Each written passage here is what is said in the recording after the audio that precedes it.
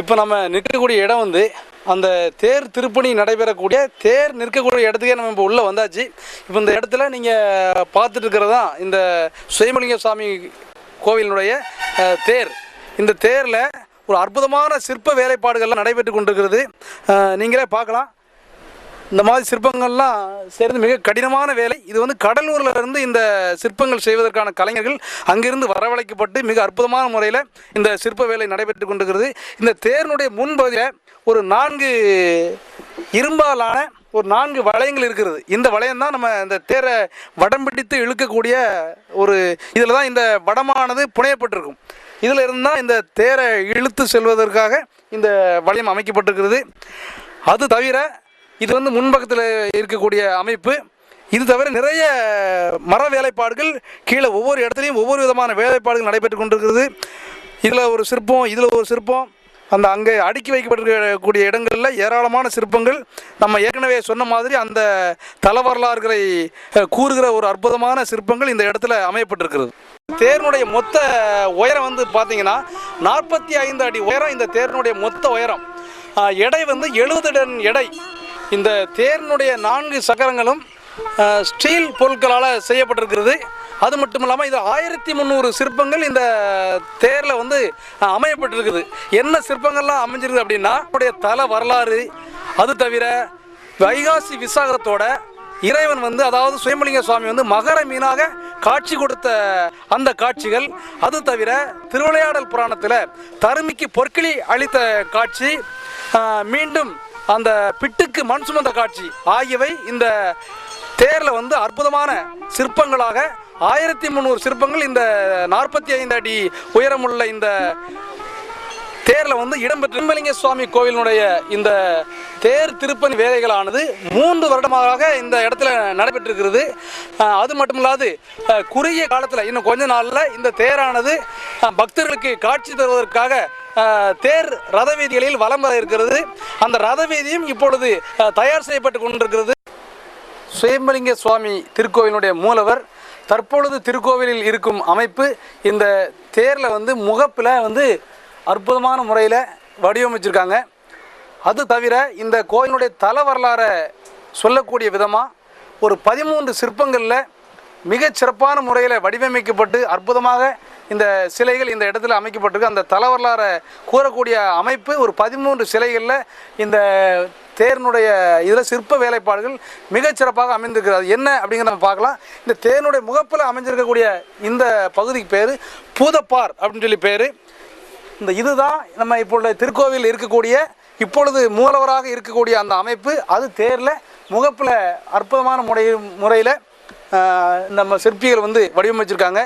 இந்த தேர் திருப்பணியை செஞ்சுருக்கக்கூடிய அந்த குழுவினுடைய தலைவர் சபதி பரமசிவன் அப்படின்னு சொல்லி பேர். அந்த சபதிக்கு பேர் பரமசிவன் சபதி.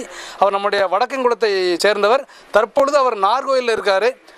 இப்போ நம்ம இந்த தல வரலாறு எப்படிங்கிறத பார்க்கலாம். அதாவது ஒரு அம்மா வந்து பால் கொண்டுட்டு போகும்போது அந்த காட்டு வழியாக பால் கொண்டுட்டு போகும்போது ஒரு குறிப்பிட்ட இடத்துல நித்தம் அந்த கால் தட்டி அந்த இடத்துல அந்த அம்மா பால் வந்து சிந்திடுது. டெய்லி இதே மாதிரி நடந்துட்டு இருந்தோன்னா அந்த அம்மா என்ன செய்கிறாங்க அப்படின்னா அவங்க வீட்டில் போய் தன்னுடைய கணவர்கிட்ட போய் சொல்கிறாங்க, இந்த மாதிரி நான் பால் கொண்டுட்டு போகிற நேரத்தில் ஒரு குறிப்பிட்ட இடத்துல டெய்லி என்னுடைய கால் இடறி அந்த இடத்துல பால் சிந்திடுது அப்படின்னு சொல்லி சொன்னோன்னே அந்த அவருடைய வீட்டுக்காரர் என்ன செய்கிறாருன்னு ஒரு கோடாரி எடுத்துகிட்டு வந்து அந்த இடத்த காண்பிக்க சொல்லி அந்த அம்மா கூப்பிட்டு போய் அந்த இடத்த காண்பிக்கிறாங்க. கோடாரி வச்சு அந்த காலில் தட்டுப்படக்கூடிய அந்த வேர் அந்த இடத்த வந்து அந்த ஐயா கோடாலை வச்சு வெட்டுறாரு. வெட்டினோன்னே அதில் வந்து ரத்தமாக கொட்டுது. ரத்தமாக கொட்டினோடனே 2 பேரும் அதில் வந்து ஒரு சக்தி இருக்குது அப்படின்னு சொல்லி நினச்சிட்டு வணங்குறாங்க.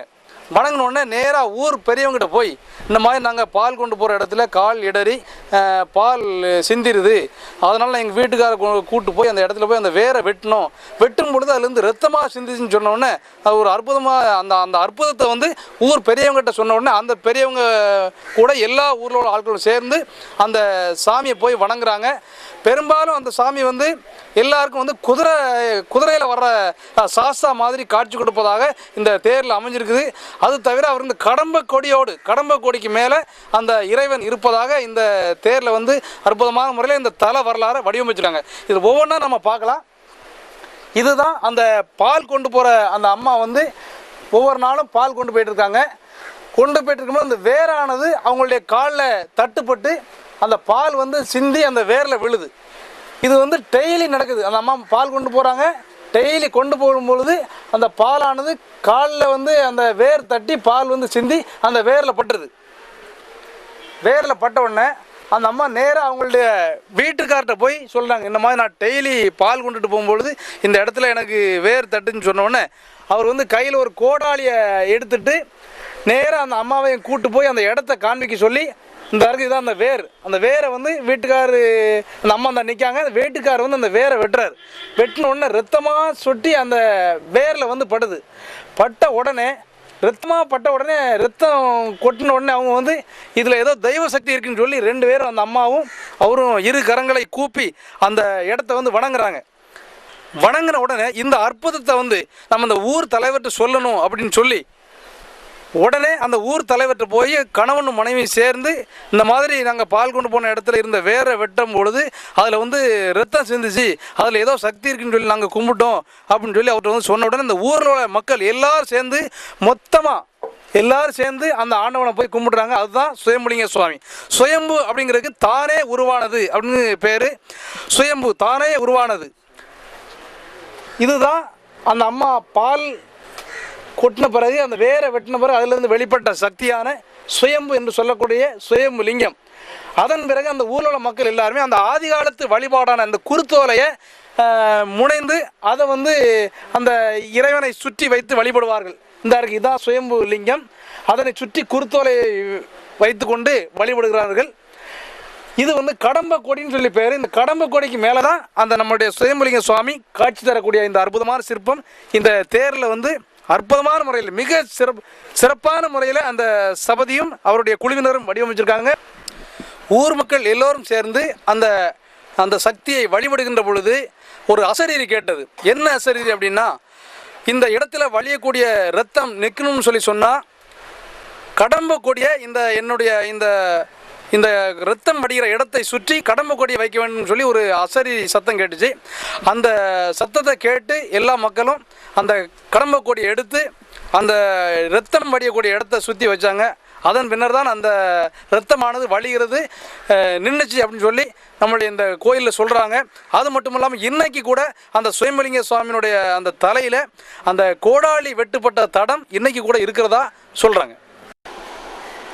நம்ம இப்போ நிற்கிறது ஒவ்வொரு சுயம்புலிங்க சுவாமி கோயிலுக்கு முன்பக்கத்தில் கிழக்கு பகுதியில் நின்றுட்டுருக்குறோம். இது ஒரு சவுக்கு தோப்பு இருக்குது. இந்த சவுக்கு தோப்புக்கு மத்தியில் சில கொடிகள் படர்ந்துருக்குது. இது என்ன கொடிகள் அப்படின்னு சொல்லி கேட்டோம்.